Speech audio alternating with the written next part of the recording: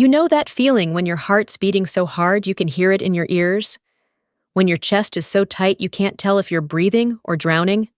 That's where Lyria is right now. Running. Always running. The rain isn't just falling, it's attacking. Each drop hits like a tiny stone, cold and mean, soaking through her torn dress until it clings to her skin like a second layer she can't peel off.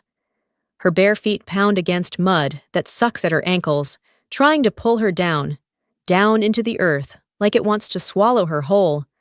Branches whip across her face, leaving stinging lines that mix with rain and tears she didn't even know she was crying. She can't stop. Won't stop. Because behind her, in the darkness that seems alive and hungry, they're coming. The wolves. But these aren't normal wolves. No, sir.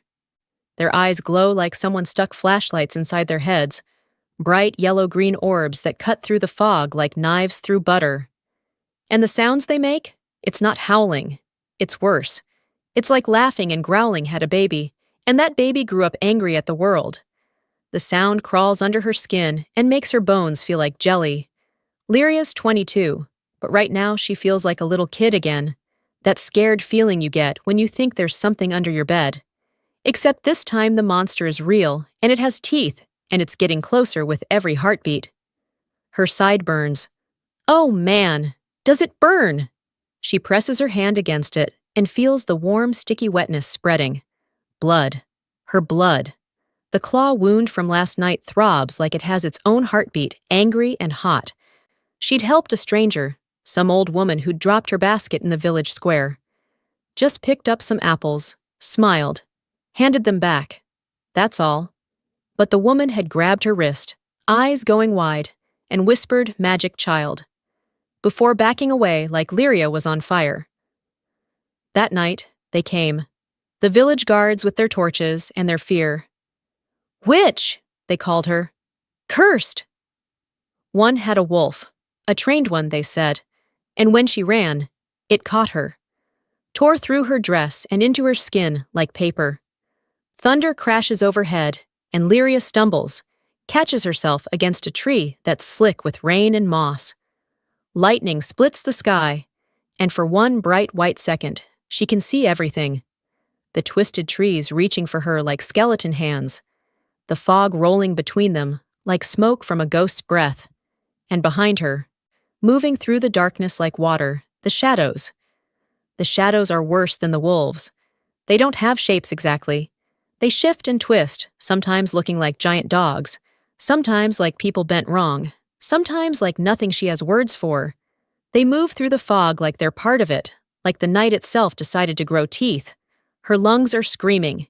You know that feeling when you run too hard in gym class, and your chest burns and your throat tastes like metal? Multiply that by 100. Every breath she takes feels like swallowing broken glass. Her legs are shaking, muscles turn to water, and there's a voice in her head, her own voice, saying, "Stop! Just stop! You can't keep going." But if she stops, she dies. The rain pounds harder, like the sky's having a tantrum. It's so loud she can barely hear the wolves anymore, but she knows they're there. She can feel them. It's like how you can feel someone staring at you in class, even when you're not looking. That prickly feeling on the back of your neck. That's what their hunger feels like. Hot and heavy and patient. Lightning flashes again, and in that split second of brightness, Lyria sees something that makes her heart drop into her stomach. A memory. Not a real one, not happening now. But the lightning brings it back so sharp it might as well be. Her mother's face, twisted with fear. "You must hide it, Lyria. Always hide it." Her father turning away. Silent. Like she didn't exist anymore. The other kids in the village. Their whispers. "Stay away from the magic girl. She's dangerous. She's wrong." Thunder booms and the memory shatters, but the pain stays. It sits in her chest like a stone. She's always been alone, always been different, always been too much or not enough or just wrong. The fog is getting thicker. It curls around her legs like cold fingers, creeping up her body, making it hard to see where she's going. The trees are just dark shapes now, and the ground. She can barely see the ground. Her foot catches on a root, and she goes down hard, hands slamming into mud, her hurt side exploding with fresh pain that makes white spots dance in her vision. For a second, she just kneels there in the mud, gasping, shaking. The rain hammers on her back. The cold seeps into her bones. She can hear them now, closer.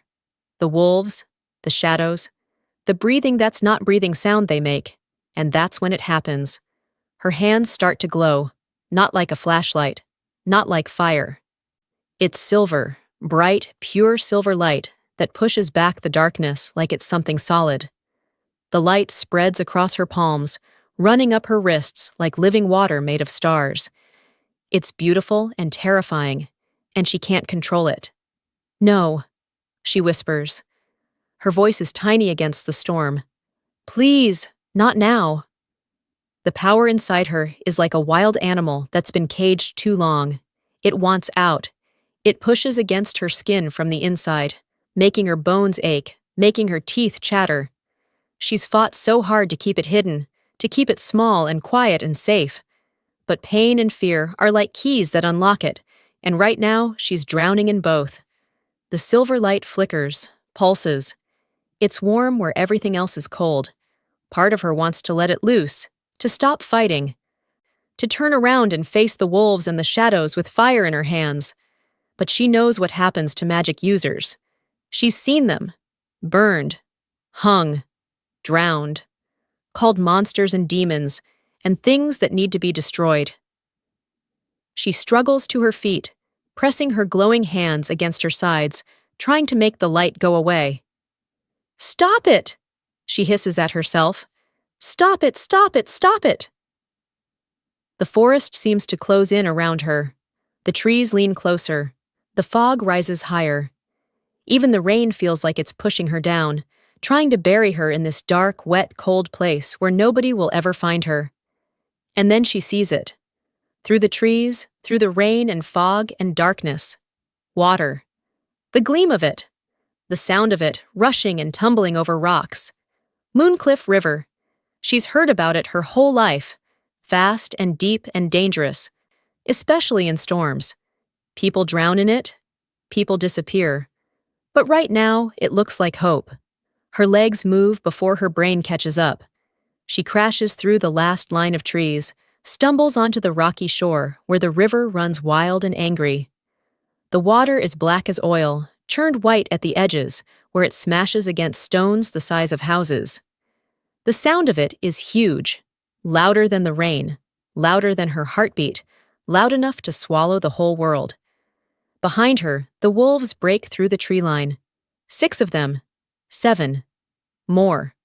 Their eyes glow like dozens of tiny moons, bobbing in the darkness. The shadows pour out after them, spreading across the ground like spilled ink. Lyria backs toward the water. Rocks slip under her feet. The river spray hits her back, cold as ice. Her side throbs. Her hands still glow with that silver light she can't control. She's trapped. Water behind her, monsters ahead. The lead wolf steps forward. It's bigger than the others, gray fur dark with rain, lips pulled back to show teeth that look like knives. It's not just an animal. There's something else in its eyes. Something that understands. Something that hates. The shadows gather behind the wolves, forming into a shape that's almost human, but wrong. Too tall, too thin, arms too long. It has no face, but she can feel it looking at her, judging her, finding her guilty of the crime of being born different.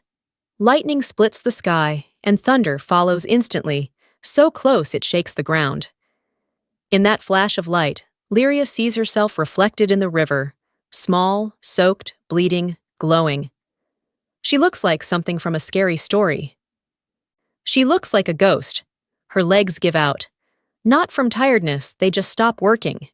She drops to her knees on the wet rocks, and it's almost a relief. She's so tired of running, so tired of hiding, so tired of being afraid of the thing that lives inside her own skin. The wolves move closer, slow and confident. They know she's done. They can smell her blood, her fear, her giving up. The silver light in her hands flickers like a candle in the wind. Please, she whispers, but she doesn't know who she's talking to. God? The universe? Her power? Herself? Please, not now. The light dims, gutters, almost goes out. The lead wolf crouches, ready to pounce. The shadows reach forward with those two long arms. Lyria closes her eyes. This is it. This is how it ends. Alone in the rain, afraid, hated. Never knowing why she was born this way, never understanding why the world couldn't just let her be. Darkness swallows her, not from passing out, but from something moving between her and the wolves. Something big. Something that makes the air change, get heavier, get electric like right before lightning strikes. She forces her eyes open and sees him. A silhouette. Massive. Way taller than any person should be. Wrapped in a cloak that moves like it's alive, like it's made of the same shadows that were chasing her, but tamed, controlled. The rain doesn't seem to touch him. It curves around him like even water knows to stay back. The wolves freeze, every single one of them. The bravest hunters in the forest. The nightmare creatures that chase down anything that runs. They freeze like someone hit a pause button. The shadow thing pulls back, shrinking, retreating into the fog. The figure doesn't move, doesn't speak, just stands there between Lyria and certain death, and somehow that's enough to stop everything. Then he turns his head. Just a little, just enough, and she sees his eyes. Golden, pure molten gold, like someone melted down the sun and poured it into human eye sockets. They glow brighter than the wolf's eyes, hotter than her silver flame. They look at her and she feels seen, really seen, for the first time in her life. Not judged, not afraid, just seen. The power radiating off him makes her skin tingle. It's like standing next to a bonfire, feeling the heat without seeing the flames. Her own power, that wild silver light, responds to his presence. It surges up strong again, but different now. Not panicked, curious. The wolves back up. Step by step. Those glowing eyes drop low, ears flatten, bodies lower to the ground. They're not just retreating, they're submitting. Like dogs caught doing something bad by the person who feeds them. One word rumbles through the air, deep as an earthquake, quiet as midnight. His voice. Mine. He doesn't shout it, doesn't yell, but Lyria feels it in her bones. The wolves feel it. The shadows feel it. The whole forest feels it. The word is a claim, a warning, a promise. The wolves turn and run. The shadows melt away into nothing. In seconds, they're gone, like they were never there at all. Lyria kneels in the mud and rain, staring up at this impossible figure, this powerful presence that just saved her life with a single word. Her side still hurts. Her hands still glow. Her heart still hammers. But the fear, that crushing, suffocating fear, it's different now. Smaller, like it's making room for something else. He stands there, golden eyes locked on her, cloak moving in a wind she can't feel. And she knows in her gut, in her blood, in that place where truth lives before words can touch it, that her life just changed forever. Before we continue into what happens next, don't forget to subscribe to Crimson Moon by Benny for stories that burn into your soul. The Alpha King has arrived, and nothing will ever be the same. Lyria doesn't remember closing her eyes, but she must have, because now she's opening them, and the first thing she hears is her name. Lyria. Deep. So deep it sounds like it's coming from the earth itself, like thunder that learned how to talk. The voice wraps around her like a warm blanket, but also like a hand that could crush stones. Her eyes snap fully open and she jerks back, or tries to. Her body doesn't quite work right. Everything hurts in that distant way. That means she's either really injured or her brain is protecting her from feeling how bad it actually is. He's standing over her. The Alpha King. That's what he has to be. Nobody else could make wolves run with just one word. Nobody else could have eyes like that. Up close, he's even more impossible. Tall doesn't cover it. He's tall the way mountains are tall, like he was built on a different scale than regular people. His shoulders are so broad they block out the sky. The cloak moves around him like it's breathing, dark fabric that seems to eat the light instead of reflecting it. But it's his face that makes her breath catch. Scars. 3 of them, running from his left temple down across his cheek, disappearing under his jaw. Old scars, pale against darker skin, but thick. Whatever made them meant to kill him. His face is all hard angles and straight lines, like someone carved him out of stone and forgot to soften the edges. There's a roughness to him, a worn quality that speaks of years, so many years, of fighting and surviving and refusing to break. But those eyes, those impossible golden eyes, they're looking right at her, into her, through her, and she feels naked in a way that has nothing to do with her torn dress. How? Her voice comes out scratchy and small. She clears her throat, tries again. How do you know my name? She never told him, never spoke it, never said a single word before she collapsed. His expression doesn't change, doesn't smile, doesn't frown. Just looks at her with those burning eyes while rain rolls off his cloak like liquid gold in the moonlight. Each drop catches the silver light from her hands. They're still glowing, she realizes with a spike of panic. And for a second, the rain looks magical, beautiful instead of terrifying. He doesn't answer her question. Instead, he moves. 1 second he's standing above her. The next he's crouched beside her. And she didn't even see him move. It was too fast. Not human fast. Something else. His hand reaches toward her injured side, and Lyria flinches hard, scrambling back against the wet rocks. Her side screams in protest. Fresh blood seeps through her fingers, where she's pressing them against the wound. "Don't!" she starts to say, but he's not listening. His fingers brush against her side, just above her own hand, barely touching the torn fabric of her dress. The moment his skin makes contact, her wound reacts. It glows. Not the silver of her own power, but gold. Pure gold light that spreads from where he's touching, seeping into her skin like warm honey. Her power surges up to meet his, silver and gold mixing, swirling together, like 2 colors of paint that can't quite decide if they want to blend or stay separate. The pain in her side changes. It's still there, but different. Less sharp, more like a deep ache that's already starting to fade. She can feel her skin knitting back together, feel her body healing in a way that's definitely not normal, even for her. She stares at where his hand hovers near her wound, then up at his face. His expression is still unreadable, but there's something in his eyes. Something intense and focused that makes her stomach do a weird flip. "Why were you out here alone?" His voice is quieter now, but no less powerful. It's the kind of voice that expects answers. That's used to getting them. Lyria opens her mouth, closes it. What is she supposed to say?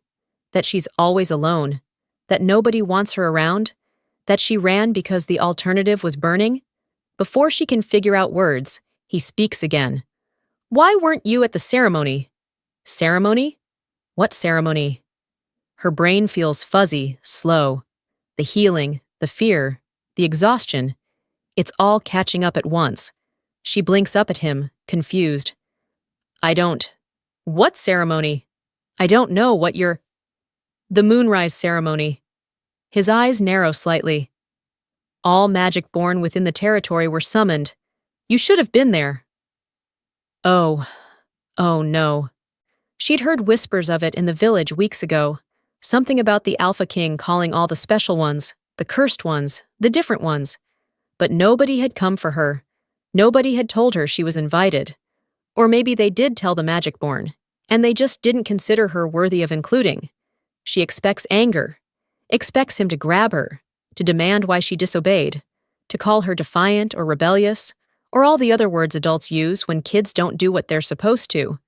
But instead, something changes in his face. Something small.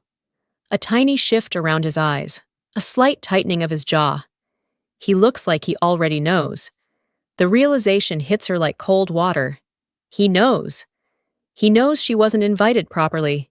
He knows she's been rejected. He knows she's been running and hiding and trying to survive in a world that doesn't want her. How long have you been watching me? The words come out before she can stop them, sharp with fear and something else. Something that feels like being exposed. He doesn't deny it, doesn't look away. Long enough. 2 words that make her skin prickle. Long enough for what? Long enough to see her struggle? Long enough to watch her fail at being normal? Long enough to know all her secrets?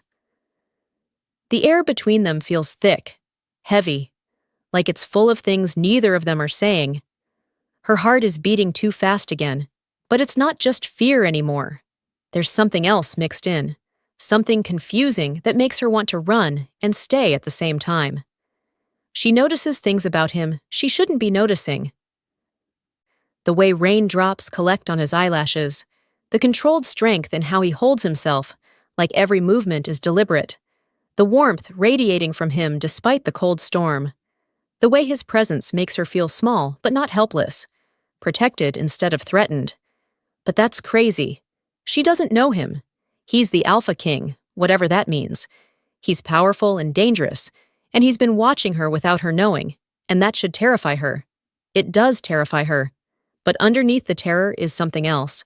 A pull, like a string tied around her heart that leads straight to him. His hand moves from her side to her face. She should flinch again, should pull away. But she's frozen, watching his large scarred hand approach like it's happening in slow motion. His fingers brush her cheek. And the touch is so gentle, it makes her eyes sting. Nobody touches her gently. Nobody touches her at all if they can help it. But his thumb traces the line of her cheekbone like she's something precious, something that might break. "You're bleeding," he says quietly, and she realizes he's wiping away blood from a cut on her face she didn't even know was there. The confusion crashes over her in waves. This powerful being, who could destroy her with one hand, is touching her like she matters, looking at her like she's not a mistake. It doesn't make sense. None of this makes sense. "I don't understand," she whispers. "Why did you save me? You don't even know me." His golden eyes hold hers. Rain pours down around them. The river roars behind her. And when he speaks, his voice carries a weight that settles into her bones. "I know you better than you know yourself." Before she can ask what that means, before she can process the impossibility of it, he stands, moves behind her, and without warning, without asking permission, he scoops her up into his arms. Lyria gasps, instinctively clutching at his cloak.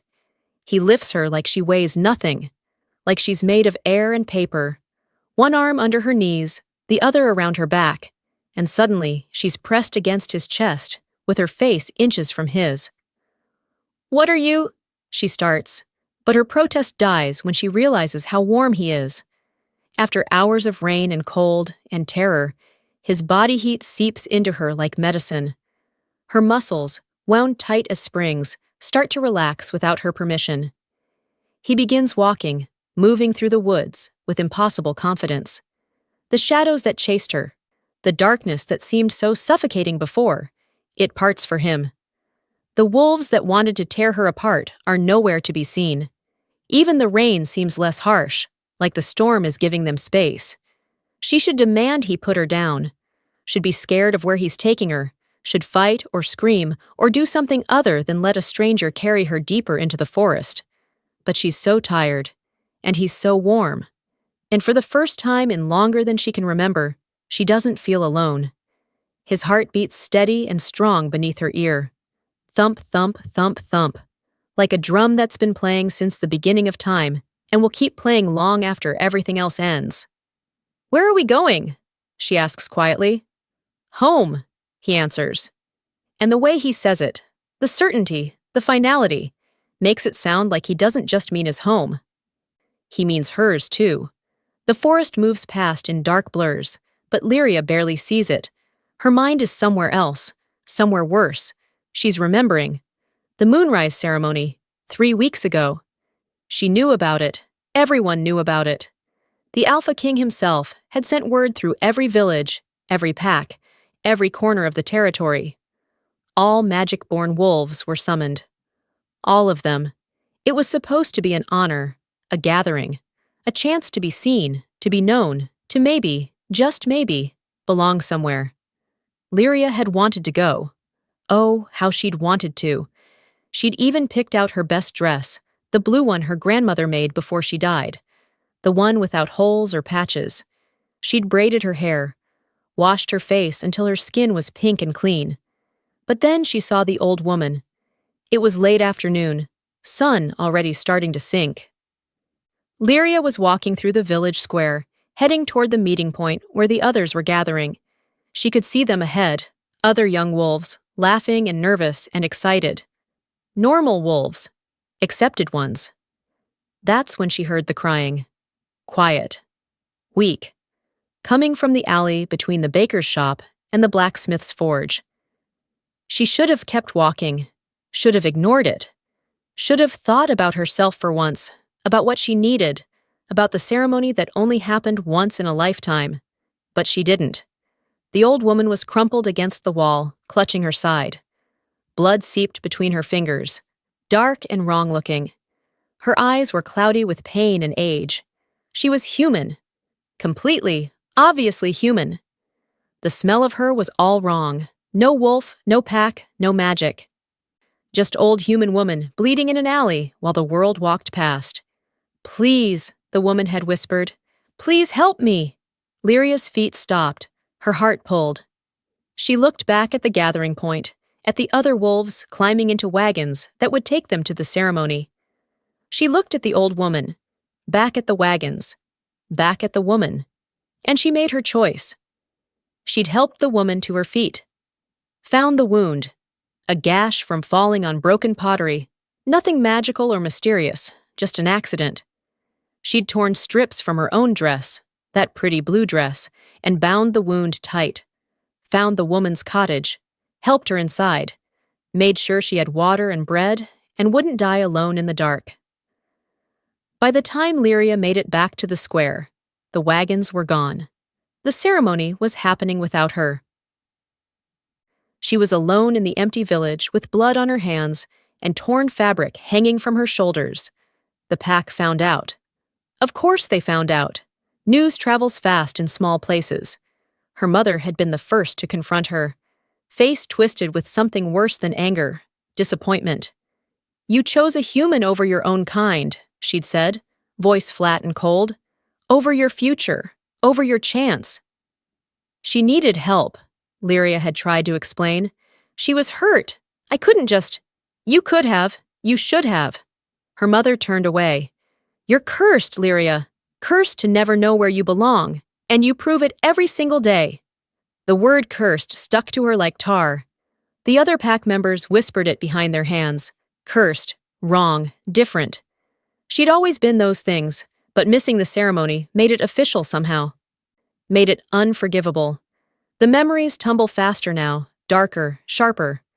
Her first shift. She was 13.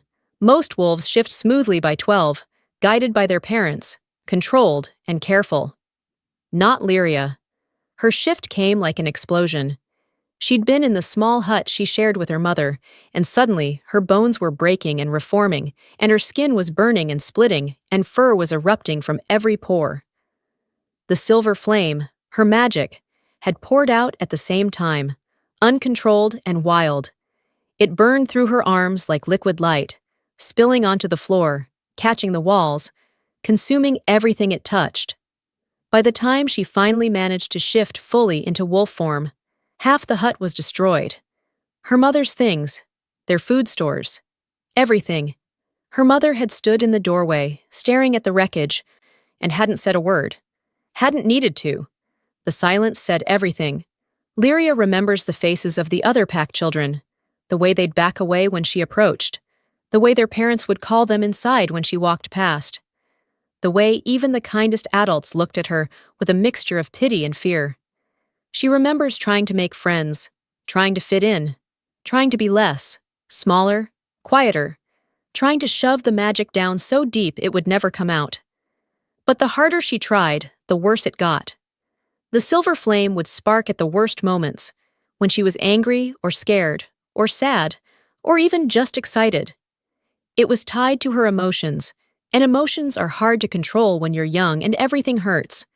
She remembers her father leaving, just walking away one morning and never coming back. Her mother said he went to join another pack, but Lyria knew the truth. He left because of her, because having a cursed daughter was too much shame to bear. And the old woman, the one she'd helped, instead of going to the ceremony, had vanished the next day. Gone. Like she'd never existed. Lyria had gone to check on her, to make sure the wound was healing, and found the cottage empty. Not just empty like someone moved out. Empty like no one had ever lived there. No blood, no bandages, nothing. Some said she'd imagined it. Others said it was a test she'd failed. A few whispered it was something darker, a spirit, a trick, a punishment for being what she was. In the weeks after, the isolation got worse. The pack stopped pretending to include her, stopped inviting her to hunts or gatherings or anything. She became invisible. A ghost haunting the edges of pack life, until 3 days ago, when they stopped pretending she was invisible and started actively hunting her. All these memories crash through Lyria's mind as the Alpha King carries her through the forest. The weight of them sits on her chest like stones. The shame, the rejection, the loneliness so deep it's become part of her bones. She's broken everything she's ever touched, every relationship, every chance, every hope. The magic inside her doesn't build things, it destroys them. She destroys them. The words come out before she can stop them, quiet, defeated, true. You shouldn't help me. The Alpha King's stride doesn't falter. His arms stay steady around her. But she feels his attention shift, focus on her more fully. She swallows hard. Her throat feels tight. I break everything I touch. It's the truest thing she's ever said. The most honest, the most painful. She expects him to agree, expects him to realize his mistake and put her down and walk away like everyone else has. Instead, he stops walking. They're deep in the forest now. The rain has slowed to a gentle patter. Moonlight breaks through the clouds in thin silver streams, catching on leaves and puddles and the edges of his cloak. The world feels quiet, waiting. He looks down at her. Those golden eyes burn into hers, with an intensity that steals her breath. When he speaks, his voice is soft. Not gentle exactly, too much power in it for that, but something close. Then maybe you've only been around the wrong people. The words hit her like a physical thing. They slide past her defenses and sink straight into her chest, where that heavy weight of shame lives. And for a second, just a second, the weight feels lighter. Wrong people. Not wrong her. Wrong people. What if he's right? What if the problem wasn't that she was too much, but that everyone else was too small? Too scared? Too quick to judge and too slow to understand? Her eyes sting. Tears want to come, but she holds them back through sheer stubbornness. She doesn't cry. Hasn't cried since her father left. Crying doesn't fix anything, but something in her chest is cracking open. Something that's been locked and buried and hidden for so long, she forgot it was there. Hope. Dangerous, fragile, terrifying hope. The Alpha King starts walking again, but everything feels different now. The way he holds her. It's not just carrying, it's protecting. Claiming, promising something she doesn't have words for yet. Why? She whispers. Why do you care? He's quiet for a long moment. The forest breathes around them, wind in leaves, water over stones, the distant call of night birds. His heartbeat stays steady beneath her ear. Thump, thump, thump, thump, constant as the moon. When he finally answers, his voice carries a weight that makes her shiver. Because you're mine. There's that word again. Mine. Not in a possessive, controlling way. In a certain way, like stating a fact as unchangeable as gravity. Like he's known it forever and is just now telling her. I don't understand, she breathes. You will. Something about him does feel safe. Impossibly, inexplicably safe. Like his presence creates a bubble where the world can't reach her. Where the shame and fear and loneliness can't follow. She shouldn't trust it, shouldn't believe it. She's been hurt too many times to be naive. But her heart, traitorous, hopeful, desperate thing, is already starting to believe. Her silver flame flickers under her skin, responding to his nearness. But it's not wild and destructive like usual. It's calm, curious, like it recognizes something in his golden power that matches it. Two pieces of the same impossible puzzle. She doesn't know where he's taking her, doesn't know what happens next, doesn't know if this safety is real or just another beautiful lie. But for the first time in her entire life, held in the arms of the most powerful being she's ever met, Lyria lets herself stop fighting. Just for a moment. Just for now. And it feels like breathing after being underwater too long. The Alpha King carries Lyria through the trees as the forest thins and the shadows drift away, until something ancient waits ahead. The Moonfall ruins. Stones stand in a perfect circle, each one bigger than a house, each one so old that moss grows in runes no one alive remembers how to read. The scent of stone and old rain fills the air. This place feels alive, every whisper of wind and every shifting cloud heavy with secrets. As soon as Lyria's feet touch the ground, the air sharpens. Strange symbols carved in stone flicker to life, glowing silver and gold wherever she steps. The light spills across the ground, matching the silver in her hands, winding in shapes she doesn't know, but her heart seems to understand. The Alpha King takes a step back, eyes wide, one hand clenching his cloak, not out of anger, but awe and something close to fear. Then visions crash into her mind, fast and bright and wild. She sees a woman with hair like moonlight and a crown of living silver fire, standing proud at the heart of these ruins. Wolves kneel at her feet, heads bowed, while the sky storms above them. Next, a broken crown, shattered, useless, until hands blazing with her own silver flame knit it whole again, and suddenly, the wolves are howling for joy. Lyria stumbles, gasps, clutches her chest as the visions fade. She barely feels the Alpha King's steady grip as he keeps her from falling. He's breathing hard, as if he's seen the same flashes. For the first time, he looks unsure. Shaken, voice rough when he finally speaks, she bears the mark of the lost queen. The words send a jolt through the stone circle. The wind itself seems to answer, rustling in the trees, cool and electric. Lyria blinks, lost. What does that mean? Her voice shakes, small and doubtful. He kneels down, so they're eye to eye. There's a prophecy, a forgotten one. When the silver flame rises, the new age begins. The queen lost to time, the one whose fire was both curse and salvation. You, Lyria, your power, your flame, the way the moon and stone answer to you, it all fits. She sees the truth in his eyes, hope and fear twisted together. But Lyria can't believe it. Everything inside her shrinks. She thinks of her mother's voice, cursed, unwanted, wrong. All she's ever known is being too much in a world that wanted less. No, she whispers, I'm not a queen. I'm not special. I break things. They told me so my whole life. The Alpha King shakes his head, fierce and gentle at once. They were wrong. You are more than you know. The mark isn't a curse. It's a gift, and the prophecy is awakening, because you survived when you shouldn't have, because you stayed kind when the world was cruel. For the first time he bows his head, not as a king, but as someone kneeling before something sacred. Beyond the stones, the moon breaks through the clouds, bathing Lyria and the ruins in cold, shimmering light. Every symbol glows brighter. The air grows thick, heavy with destiny she never asked for. And yet, for one fragile breath, Lyria dares to wonder if she could be more than loss and fear. For the first time, someone powerful doesn't look at her with suspicion or pity, but with reverence and awe. Because she is the flame that could reshape the world, the myth come back to life.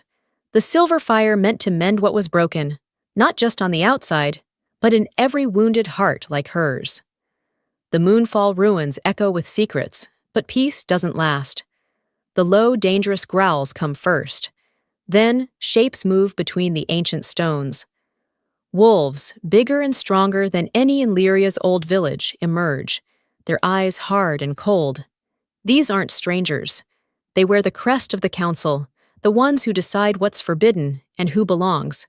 The air gets sharp, thick with their anger. "She abandoned the ceremony!" one wolf shouts, voice slicing through the night. Another snarls, "She harbors forbidden power! She's cursed!" Their words twist through the ruins, as cutting as claws. "She is a danger to the kingdom!" echoes another, and the circle of wolves closes tight around her and the Alpha King. Kale appears then, a rival alpha, massive, his fur the color of storm clouds. Ambition burns in his eyes, his voice a hammer. "She broke the rules and turned her back on the pack. She must be punished." Kale steps forward, teeth bared, ready for a fight. His followers bristle, ready to tear Lyria apart. In one smooth motion, the Alpha King steps between Lyria and Kyle.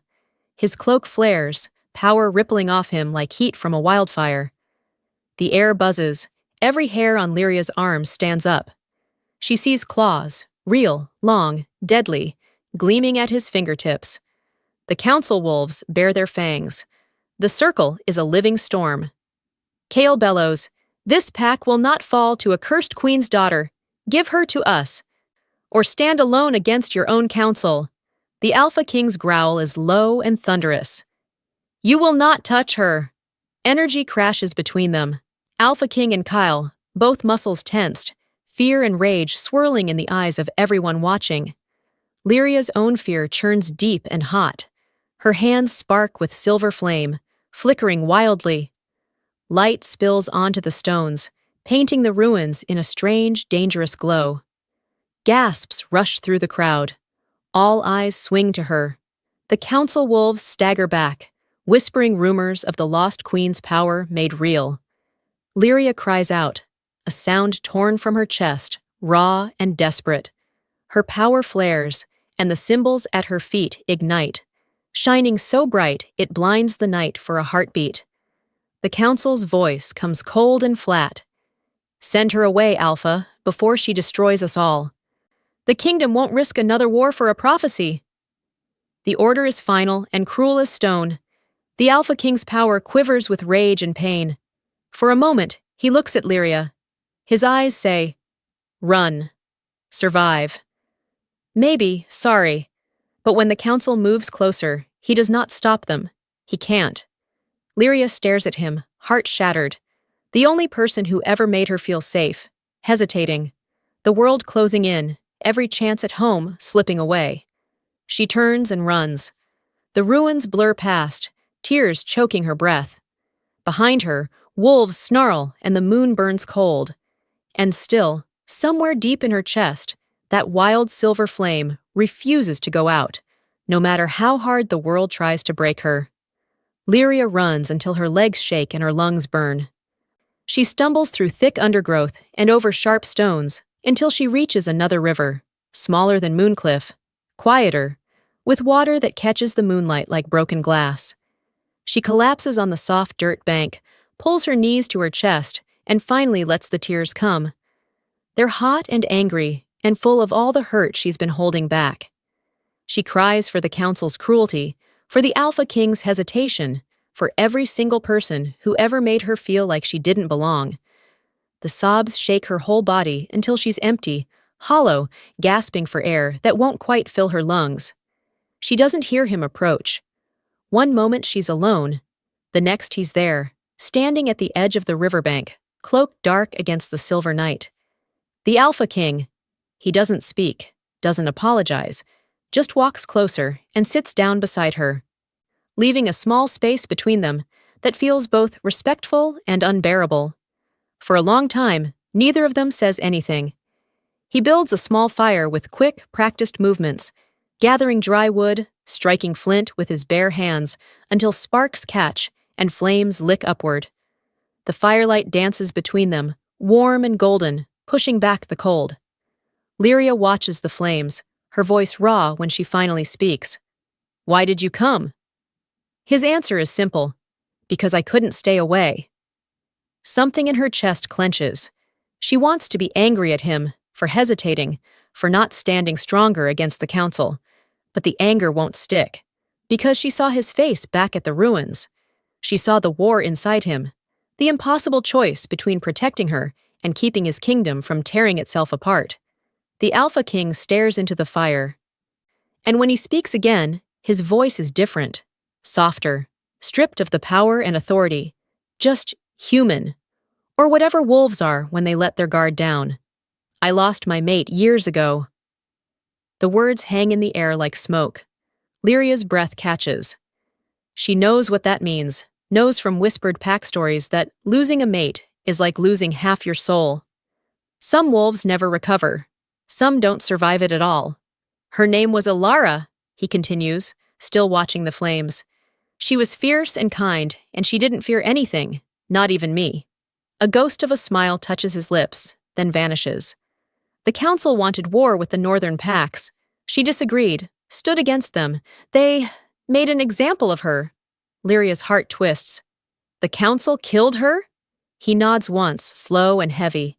Not with their own claws. They sent her on a mission they knew she wouldn't survive. Called it duty, called it honor. His jaw tightens. I couldn't stop it. I was young then, newly crowned. I didn't have the power I have now. The firelight catches the old scars on his face, and suddenly Lyria understands. Those weren't battle scars. They were grief carved into flesh. Proof that some wounds never really heal. I vowed to never feel again, he says quietly, to never let anyone close enough to hurt me like that. For years, I kept that promise. I ruled.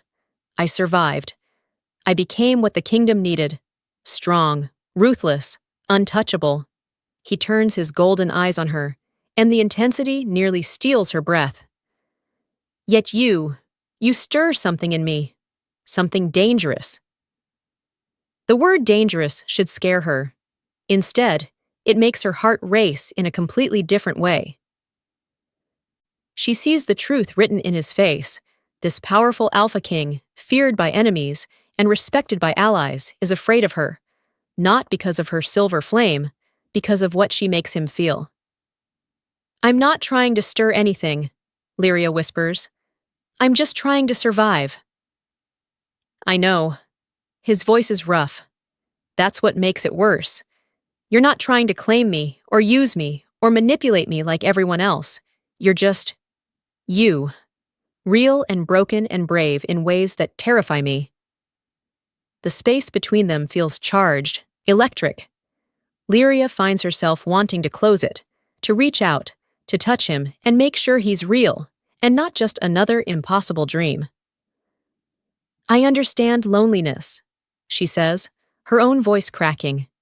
I know what it's like to be surrounded by people and still feel completely alone. To be afraid that everything you touch will break or burn or run away. He shifts closer. Just an inch, but it feels like miles. You're not going to break me. You don't know that. The tears threaten again. Everyone I've ever cared about leaves. My father, my mother, my pack, even the old woman I helped. She vanished like I imagined her. Maybe the council is right. Maybe I am cursed. The stranger you helped, the Alpha King says carefully. Tell me about her. So Lyria does. She tells him about the blood in the alley and the choice she made, about helping the woman to her cottage, bandaging her wounds, making sure she was safe, about coming back to find everything gone, no blood, no bandages, no proof she'd ever existed.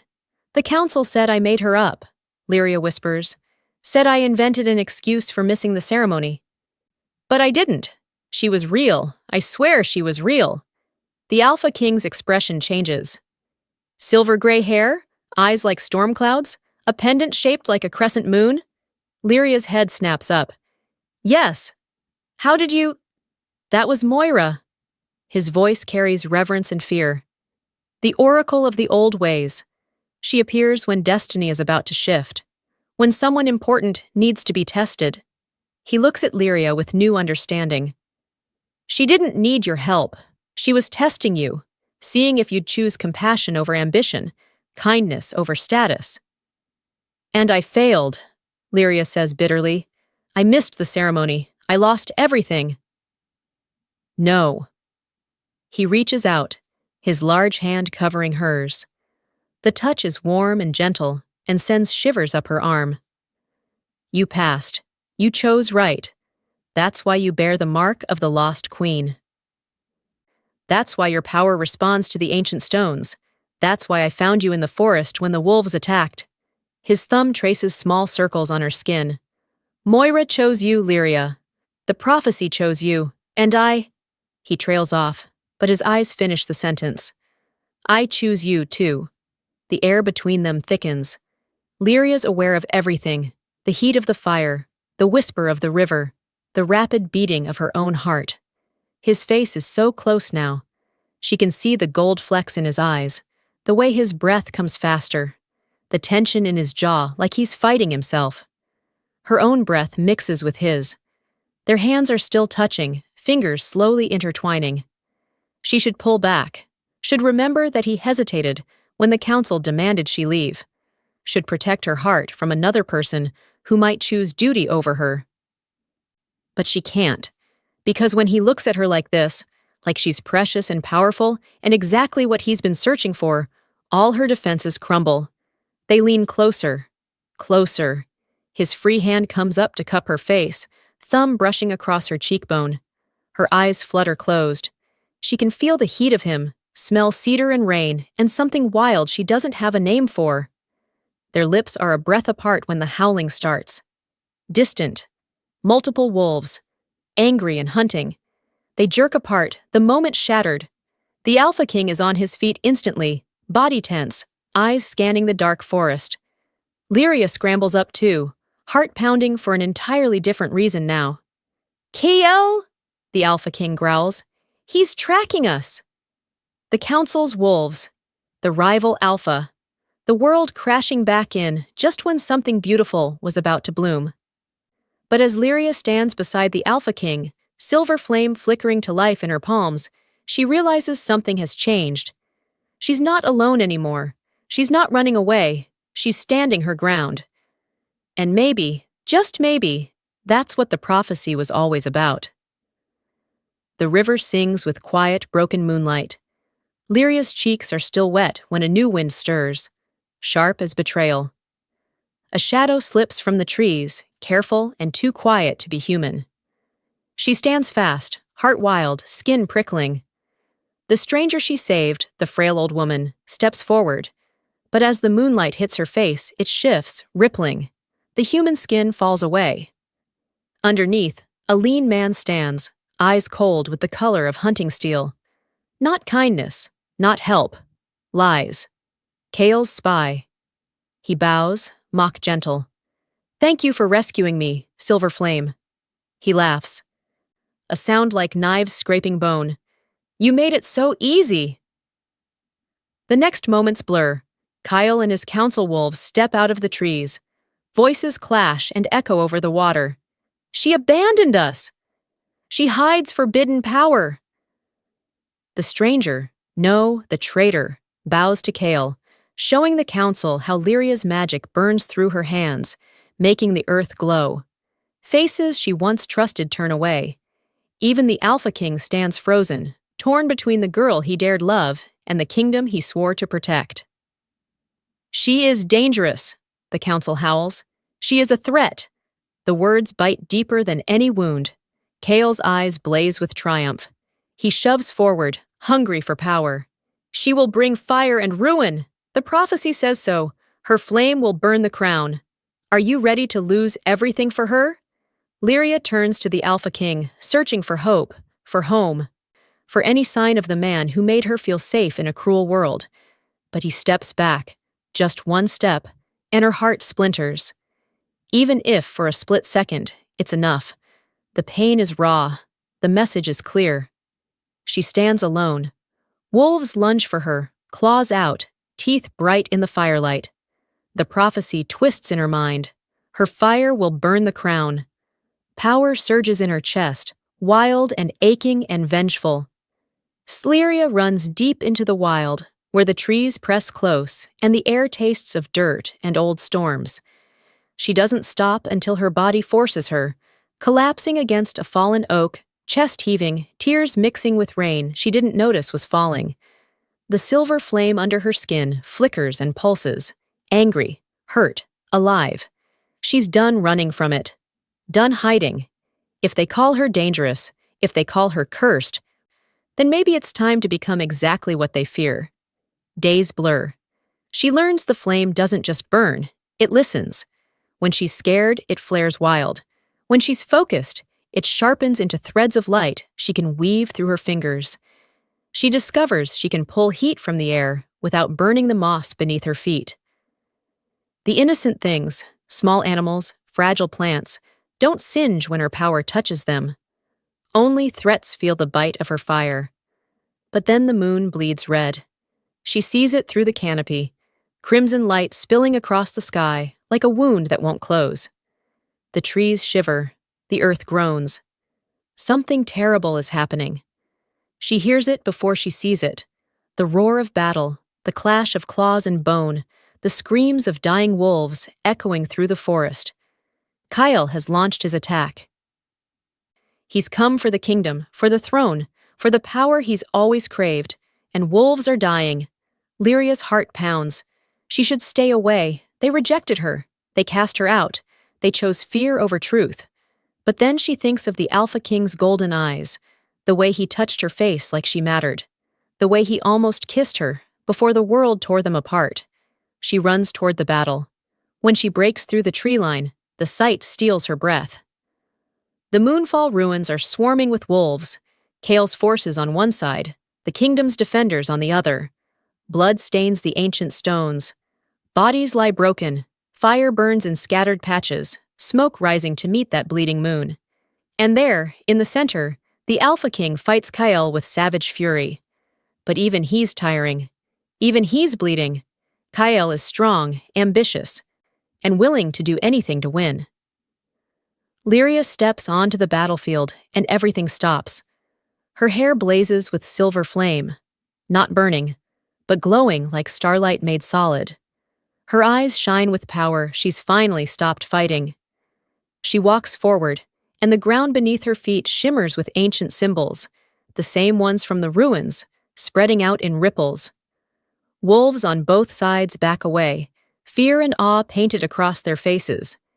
Even Kale freezes, mouth open, staring at the girl he tried to destroy. The Alpha King's eyes find hers. Gold meeting silver, hope and love and regret all tangled together. Lyria doesn't speak. She lets her power speak instead.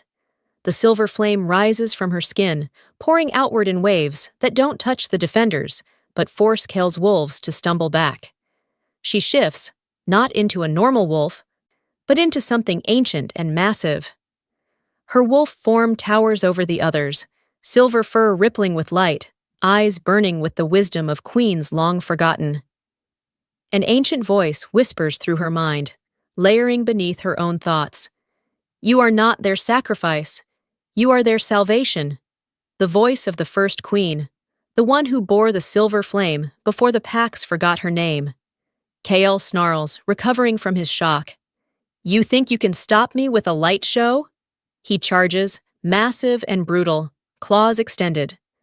Lyria meets him head-on. They clash in the center of the ruins, tooth and claw, and fire and fury. The earth shakes beneath them. Cracks spider out from where their power meets, ancient magic waking from centuries of sleep. The stones of the ruins glow brighter, pulsing with each strike. Kyle is strong. But Lyria is something else entirely. She's rage and compassion twisted together. She's every rejection turned into strength. She's the girl who saved a stranger, and the queen who won't let her people die. She dodges his strike, whirls, and unleashes a burst of silver flame that wraps around him like chains. He howls, struggling, but the fire doesn't burn. It binds, it judges, and it finds him guilty.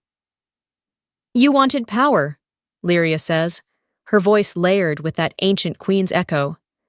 But power without purpose is just destruction. Kale falls to his knees, the silver chains tightening. His wolves scatter, fleeing into the forest, leaderless and broken. Victory tastes like lightning on Lyria's tongue. But then the shadows move.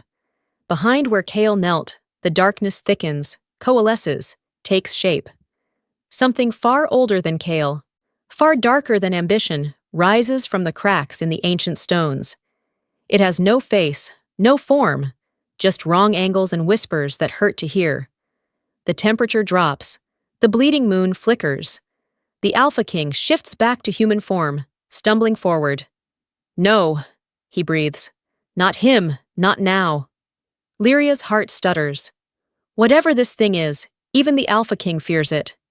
The shadow thing speaks, voice like grinding stones and dying stars. The prophecy is not salvation. It is awakening, and I have waited so long to rise. The greater enemy has revealed itself. Kale was never the real threat. He was just the key that opened the door. And now something ancient, something that predates the Pax and the Queens and the very concept of mercy, stands between Lyria and any hope of peace. The battlefield holds its breath. The silver flame in Lyria's hands burns brighter, fiercer, because she knows. This is the real fight. This is what the prophecy was warning about, not her burning the crown, but her standing between the crown and something that wants to burn the entire world. After the battle, everything is quiet. Not peaceful, just quiet. The air holds the shake of the earth and the taste of distant thunder. The moonfall ruins cast long shadows, and the blood on the stones feels less important than the story still throbbing in every wolf's chest. They stare at Lyria. Some wolves look at her as if she's a miracle, eyes round, unsure, full of awe. She stands with silver flame flickering in her hair, moonlight turning her wolf fur to living light. Other faces twist with fear, lips curled back, bodies ready to run or fight. Nobody knows what she really is. Goddess or monster, savior or warning. The Alpha King limps to her side, new scars burning red across his arms. Victory and heartbreak mix in his golden eyes. He doesn't speak. He just stands close enough for her to feel the warmth of him, close enough to remind her she's never truly alone, even when the world tries to break her apart. Lyria lifts her chin, every breath a dare. She looks at all the wolves, council and rival pack alike. Her voice is soft, but it shakes the world. Am I your savior or your warning?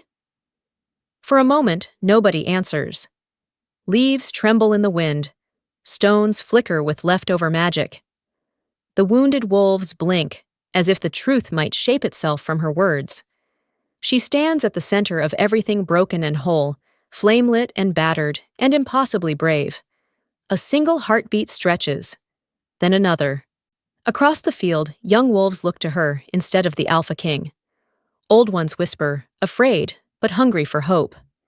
Everything is possible now, and nothing is safe. Softer than the last breath before sleep, Lyria whispers into the moonlit silence. If this story lit a fire inside you, subscribe to Crimson Moon by Benny.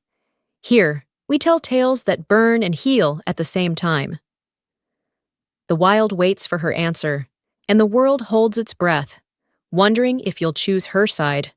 The Alpha King takes a step toward Lyria, then another. His golden eyes burn through the moonlit haze, full of things he hasn't said yet. Promises, apologies, love fierce enough to remake the world. Blood drips from wounds on his arms, but he doesn't seem to notice. His focus is only on her, the girl who became a queen, the flame that saved them all. Lyria's breath catches. For the first time since the battle started, she feels the exhaustion creeping in. Bones heavy, power dimming like a candle running out of wax. The silver flame flickers under her skin, quieter now, tired from fighting so hard. Around them, wolves slowly lower their heads, some in respect, some in fear. The ruins hum with leftover magic, ancient symbols still glowing faintly on the stones. He's close now, close enough that she can see the silver scars crossing his chest beneath torn fabric. Close enough that his warmth pushes back the cold night air. He reaches for her hand, fingers trembling slightly. This powerful king who commands armies, shaking because of her. "Lyria," he says, voice rough and broken and beautiful. I. The ground trembles. Not the aftershock of battle, not the settling of disturbed earth. This is different, deliberate, a warning. The wolves freeze, ears perk up, eyes dart toward the shadows at the edge of the ruins. Even the wind stops, like the world is holding its breath. From the darkness beyond the stones, a voice whispers. It's not loud, barely more than a breath, but it carries across the battlefield like it's speaking directly into every wolf's mind. She is not the only one with the silver flame. The Alpha King spins toward the sound, claws extending instantly, body positioned between Lyria and the threat. But there's nothing to see. Just shadows, just darkness, just that terrible whisper echoing in the air. Lyria's silver flame roars back to life, responding to the words like a match touched to gasoline. But it's not just hers anymore. Somewhere in the forest, another light flickers. Silver, yes, but wrong somehow. Colder, sharper, like looking at moonlight reflected in a knife blade. What does that mean? Lyria breathes, but she already knows. Deep in her bones, in the place where the ancient queen's voice still whispers, she knows. There's another bearer of the flame, another piece of the prophecy no one told her about, another player in a game she's only just beginning to understand. The council wolves back away, whimpering. Even Kale, defeated, bound by silver chains, looks up with something like terror in his eyes. He knows something. They all know something they haven't told her. The Alpha King's hand finds hers, grips tight. We need to go, now! But Lyria can't move. She's staring at that distant flicker of silver light growing brighter in the forest. Growing closer. Her heart pounds a warning rhythm. Danger. Danger, danger. The whisper comes again, amused and ancient and patient as death. The prophecy speaks of balance, little queen, light and shadow, salvation and destruction. Did you really think you could exist without your opposite? The bleeding moon pulses overhead. The ruins crack further, lines spreading like spiderwebs across ancient stone. Something is coming, something that shares her power but not her heart. Something that's been waiting, watching, planning while she stumbled through her awakening. Lyria looks at the Alpha King, sees her own fear reflected in his golden eyes, feels his hand trembling in hers, not from weakness, but from the terrible knowledge of what this means. The battle they just won? That wasn't the end. That was just the beginning. The real war, the one the prophecy always meant, is about to start. And somewhere in the darkness, her mirror waits. Someone with her power, someone with her flame, someone who might want to burn the world instead of save it. The silver light in the forest grows brighter, closer, inevitable. The Alpha King pulls her against his chest, and she feels his heartbeat thundering, fast, terrified, determined. Whatever comes next, he whispers against her hair, we face it together. She wants to believe him, wants to hold on to this moment, his warmth, his strength, the promise in his words. But the darkness whispers again, laughing now, and the sound crawls under her skin like ice. Run, little flame, hide, prepare. It won't matter. When silver meets silver, only one can survive. The light in the forest bursts bright enough to blind. Wolves howl in terror. The ruins shudder. And just before everything goes dark, just before the world tilts and changes forever, Lyria sees a figure standing at the tree line. Silver-haired, silver-eyed, burning with the same flame that lives inside her chest. A girl who looks almost exactly like her. A sister she never knew existed. A mirror that reflects everything she could become if she chose darkness instead of light. And then, nothing. Blackness. The kind of darkness that swallows even the moon.